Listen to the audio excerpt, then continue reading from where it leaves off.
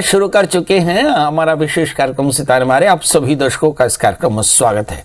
आज हम बात करेंगे आज के पंचांगी व्रत त्योहार के साथ ही हम आपको आपका राशि फल भी बताएंगे। इसके अलावा ये जानने की कोशिश करेंगे कि विवाह सुख में सूर्य किस तरह से बाधा उत्पन्न कर सकते हैं और उसका क्या निदान होगा। इसके अलावा आपके फोन कॉल्स होंगे, आप सीधे फोन करके अपने प्रश्न पूछ सकते हैं। हमारा फोन नंबर है 07714008777। आपसे आधे घंटे तक लगातार ये फोन लाइन खुली रहेगी और हमें आपके फोन का इंतजार रहेगा। तो चलिए कार्यक्रम की शुरुआत करते हैं और जानते हैं आज का पंचांग। आज शुभ संवत 2079 शक 1944 सूर्य दक्षिणायन का माघ महीने के कृष्ण पक्ष की प्रतिपदा तिथि है और दिन रविवार। आज प्रतिपदा 7:07 तक होगी। पुष्य नक्षत्र दिन को 6:05 तक। आज चंद्रमा कर्क राशि में होंगे। आज का राहु काल 4:16 से 5:37 तक होगा। तो दोस्तों ये तो था पंचांग और एक ज्योतिषी सूचना।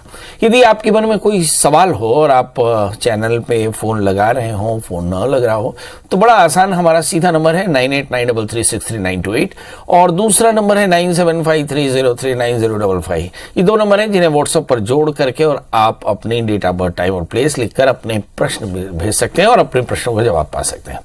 इसके अलावा आप मेल पर भी हमसे संपर्क कर सकते हैं। हमारा मेल आईडी है pstripathi9@gmail.com।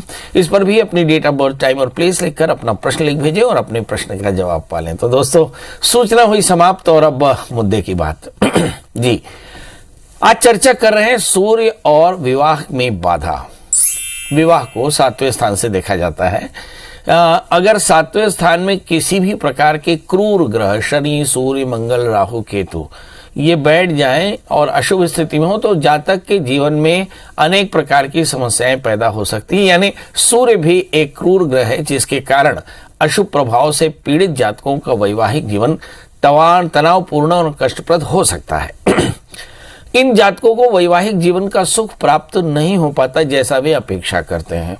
कुंडली के 7वें घर में अशुभ ग्रह उच्च का सूर्य जातक को आर्थिक हानि से भी पीड़ित कर सकता है और इसी प्रकार से अशुभ प्रभाव में आने वाले कुछ जातकों को अपने व्यवसाय के माध्यम से भी धन हानि उठानी पड़ सकती है, जबकि ऐसे कुछ अन्य जातकों को बहुत अधिक धन व्यय करने वाली पत्नियां भी मिल सकती हैं जो इन जातकों का बहुत सारा धन व्यर्थ में खर्च कर देती हैं। इसी प्रकार से कुंडली के 12वें स्थान में भी बैठा हुआ उच्च के सूर्य भी अशुभ स्थिति में जातक के वैवाहिक जीवन में अनेक प्रकार की परेशानियां पैदा कर सकती हैं और इस अशुभ प्रभाव से पीड़ित कुछ जातकों को अपनी पत्नियों से लंबे समय से दूर रहना पड़ सकता है, जिसके कारण अनेक प्रकार के अलगाव जैसी परेशानियां पैदा होती हैं। अब सवाल यह है कि यदि किसी जातक की या जातिका की कुंडली में सूर्य की वजह से विवाह में बाधा उत्पन्न रही हो तो क्या करना चाहिए। तो सबसे पहली बात, अगर सूर्य के कारण आपके दाम्पत्य जीवन में व्यवधान हो तो उसे दूर करने के लिए सूर्य को अर्घ देना चाहिए। सूर्य का मंत्र ओम घृणी सूर्याय नमः, इस मंत्र का जाप करना चाहिए। कुंडली में सूर्य की बाधा होने पर विवाह प्रस्ताव में जाते समय गुड़ खाकर पानी पीना चाहिए और किसी धार्मिक स्थल में नारियल का तेल, सरसों का तेल, बादाम का दान करना चाहिए। धन संपत्ति और महिलाओं से बड़े जुड़े हुए वादों से अपने आप को बचाना चाहिए। चलिए, तो ये तो था सूर्य से संबंधित वैवाहिक बाधाएं और उसका उपाय। यदि आपकी जन्म कुंडली में सूर्य, मंगल, शनि, राहु, केतु जैसे ग्रह 7वें स्थान को प्रभावित करें या 7वां स्थान इन पापक ग्रहों से पीड़ित हो जाए या फिर 7वां स्थान के स्वामी इन पापक ग्रहों से पीड़ित हो जाए या 6ठे, 8वें, 12वें बैठ जाए तो किसी लड़के के लिए अर्क विवाह कराना चाहिए शादी से पहले और किसी लड़की के लिए कुंभ विवाह कराना चाहिए। दोनों के लिए विवाह के बाद मंगल का व्रत करना चाहिए। ऐसा करने से भी दाम्पत्य जीवन के कष्टों की निवृत्ति होती है। चलिए, तो आपने भली प्रकार से जान लिया कि यदि 7वें स्थान में पाप ग्रहों की किसी प्रकार से छाया या प्रभाव हो तो उसके लिए विधिवत ग्रह शांति करा करके ही फिर विवाह करना चाहिए और विवाह के बाद भी अगर परेशानी आ रही हो तो मंगल का व्रत करना श्रेयस्कर होगा। अब हमारे साथ कॉलर्स के जुड़ने का सिलसिला शुरू हो चुका है। हमारे साथ पहले कॉलर है सरोज। सरोज जी, आपका बहुत बहुत स्वागत है। बताइए क्या जानना चाहते हैं। नमस्ते सर। मेरा बेटा है, नाम है सागर चौधरी। हाँ, से है हम लोग। सर वो 12th में इस साल मतलब सप्ली आया है, तो एक क्रेडिट एग्जाम देगा इस साल। जन्म तारीख बता दें। सर नेवी में जाने का हो रहा है। जन्म तारीख बता दें। जन्म तारीख है सर 27 जनवरी 2004। जन्म समय बता दें। जन्म समय 27 की रात है सर 12:36। और जन्म स्थान बता दें। जन्म स्थान भिलाई है सर। अच्छा, अब जानना क्या है ये बता दें। तो नेवी में जाने के लिए कर रहा है सर, और बहुत जिद करता है, तो इस तरफ उसको जाना चाहिए कि नहीं? भारत की सेना में जाना एक गर्व का विषय होना चाहिए, ऐसा मैं सोचता हूँ।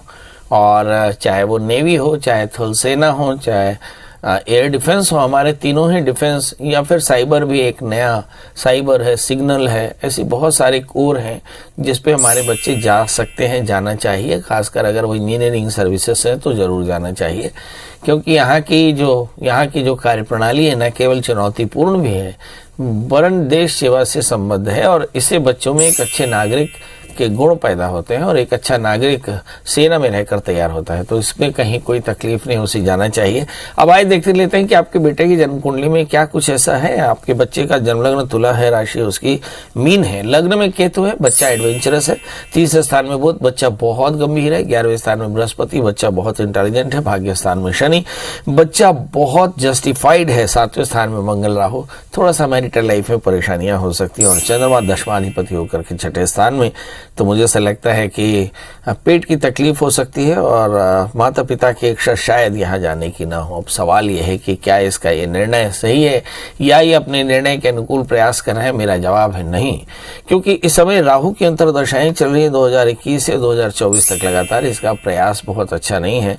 इस समय ये बहुत ज़्यादा कंफर्टेबल है, मतलब आलसी हो गए हैं और अपने मूल काम से भटक करके अन्य जगहों पर अपना ध्यान लगा रहे हैं। ये चिंता का विषय है। अब सवाल ये है कि इसके लिए करना क्या चाहिए। तो माता पिता को चाहिए कि इस बच्चे के लिए राहु की शांति के लिए हर 6 महीने में रुद्राभिषेक करावे। इस बच्चे को एक 4 कैरेट का पन्ना ओपल लॉकेट में धारण कराएं तो फायदा होगा। तुम चर्चा कर रहे हैं कि जो 7वां स्थान है वो बड़ा सेंसिटिव होता है जन्म कुंडली का। इस पर क्रूर ग्रहों की न छाया पड़नी चाहिए, न युति होनी चाहिए, न उपस्थिति होनी चाहिए। अगर इन स्थानों के स्वामी 6ठे 8वें 12वें बैठ जाते हैं तो दाम्पत्य जीवन में बहुत कलह होता है। खासकर जब सूर्य ऐसा हो, सूर्य 6ठे 8वें 12वें बैठ जाए, यदि सप्तमेश होकर के, या फिर सप्तमेश होकर के जो कोई ग्रह है सूर्य से आक्रांत हो जाए, तो ऐसी स्थिति में अलगाव की स्थिति होती है, खर्च बढ़ सकते हैं, रिश्ते खराब होते हैं और अनेक प्रकार की परेशानियां हो सकती हैं। इसके लिए करना चाहिए क्या? दो तरह के उपाय बताए। मेल के लिए शादी से पहले एक अर्क विवाह, और फीमेल्स के लिए कुंभ विवाह कराना चाहिए, और दोनों को मंगल का व्रत करना चाहिए, नित्य भगवान सूर्य को अर्घ्य देना चाहिए। मुझे तो ऐसा लगता है कि भगवान को सूर्य प्रत्येक व्यक्ति को देना चाहिए, छोटे बड़े सभी बच्चे बड़े बूढ़ों को देना चाहिए, क्योंकि कहते हैं भगवान सूर्य की उपासना से सभी प्रकार के कष्टों की निवृत्ति हो जाती है। चलिए, अब हमारे साथ राम कुमार जी जुड़ चुके हैं। राम कुमार जी, आपका बहुत बहुत स्वागत है। बताइए क्या जानना चाहते हैं। प्रणाम पंडित जी। राम कुमार जी, आपको मेरी आवाज मिल रही है? हाँ पंडित जी, प्रणाम पंडित जी। हाँ, प्रणाम। डेट ऑफ बर्थ बताएं।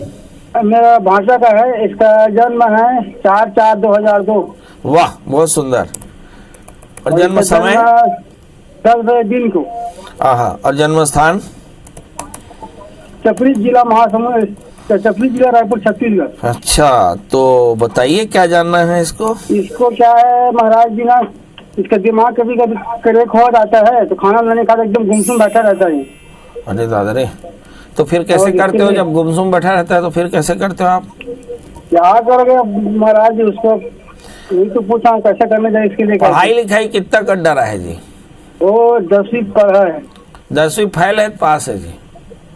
तो फेल है, लगता है पास नहीं फेल है। अच्छा, पास नहीं हो पाया है, बहुत बढ़िया।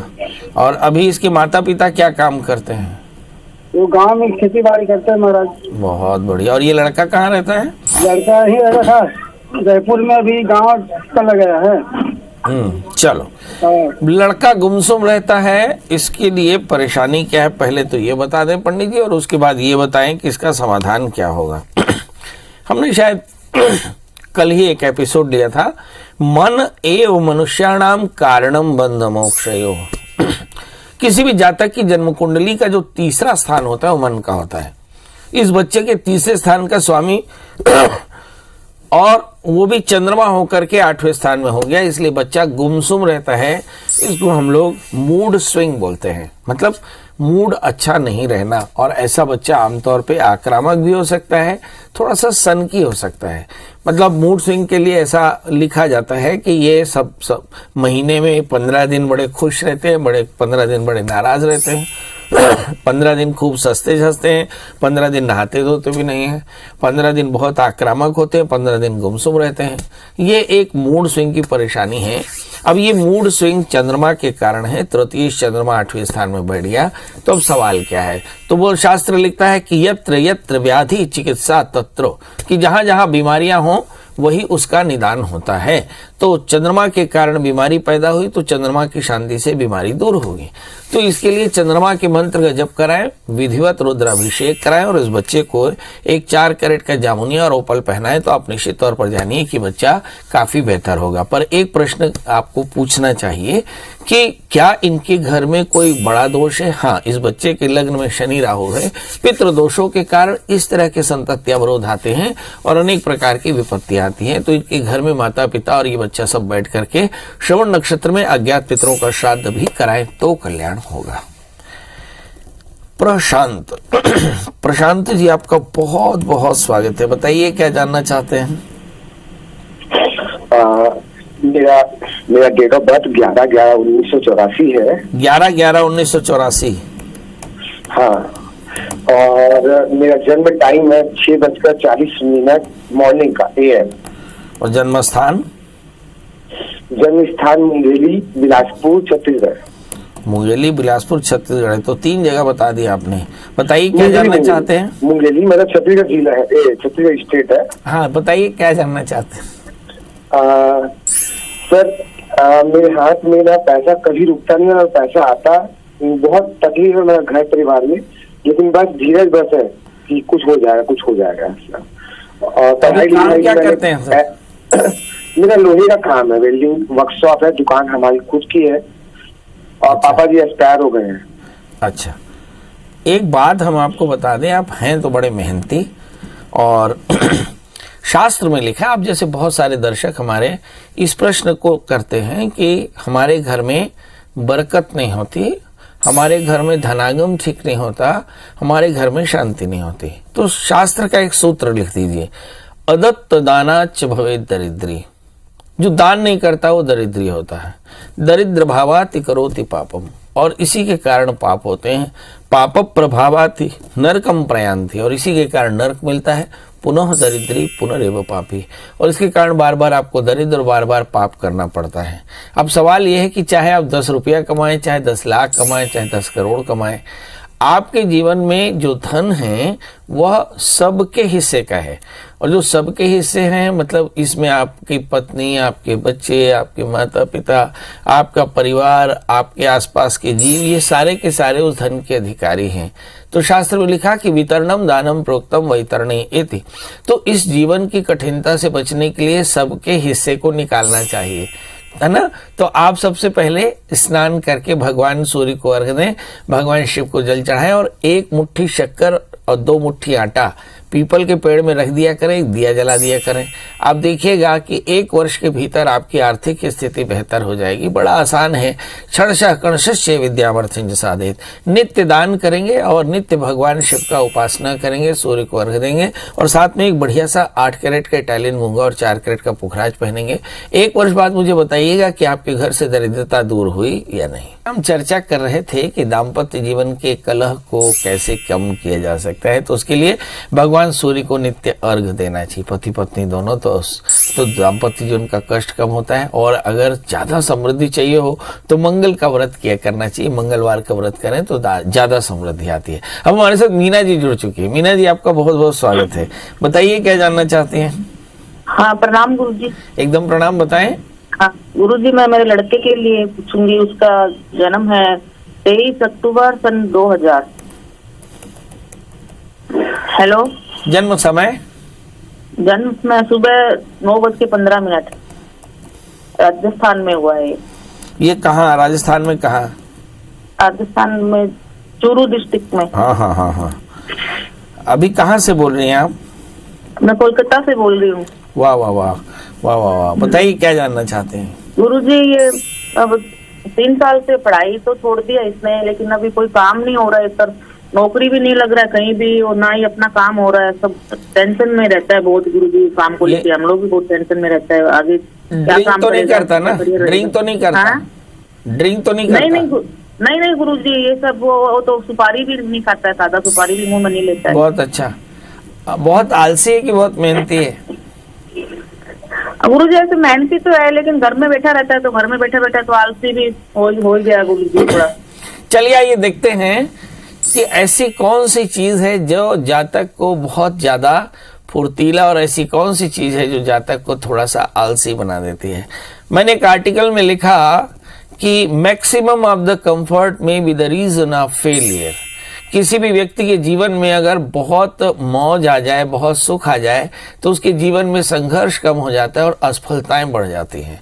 तो इसका मतलब ये हुआ कि इस बच्चे के जीवन में सबसे ज्यादा कंफर्ट है, यानी आराम है, और इसी आराम के आदी होने के कारण जीवन में संघर्ष कम है और सफलताएं भी कम है। आइए देखते हैं ऐसा क्यों। इस बच्चे का जन्मलग्न वृश्चिक है और इसकी जो राशि है वो है सिंह। इसके दशम स्थान में मंगल चंद्रमा है, ये पूर्ण राजयोगी है।